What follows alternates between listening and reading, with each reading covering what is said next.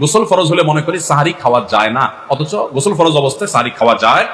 আর 9 নম্বরের ভুল হলো আমরা অনেকে সাহারি খেতে না পারলে ওই দিন রোজা রাখি না, অথচ সাহারি না খেতে পারলেও রোজা রাখা যায়। 10 নম্বরের ভুল হলো সাহারিতে খেজুর খাওয়া, এটা আমরা অনেকে জানি না যে খেজুর খাওয়া সুন্নাত, খাই না খেজুর আমরা, এটা একটা ভুল। 11 নম্বর ভুল হলো সাহারির সময় দোয়া কবুল হয় ভোর রাতে, এটা আমরা বেশিরভাগ মানুষ মিস করে ফেলি। 12 নম্বর ভুল হলো আমরা অনেকে মনে করি মুখের থুতু এটা গিলা যায় না রোজা অবস্থায়, জন্য ঘন ঘন থুতু ফেলি, এটা আরেকটা ভুল। 13 নম্বর ভুল হলো যে আমরা অনেকে ফজর নামাজের পরপরই রমজান মাসে শুয়ে পড়ি, একটু কমপক্ষে এশাক পর্যন্ত জেগে ইবাদতবন্দি করে তারপর ঘুমানো উচিত। আর 14 নম্বরের ভুল হলো মাগরিবের সময় ইফতারের সময় যখন মুয়াজ্জিন আজান দেয়, অন্যান্য দিন আজানের জবাব দিল, রমজানে মাগরিবের সময় আমরা অনেকে আজানের জবাব মিস করে ফেলি, এটা একটা ভুল। ইফতারের ফাঁকে ফাঁকে আজানের জবাব দেওয়া উচিত।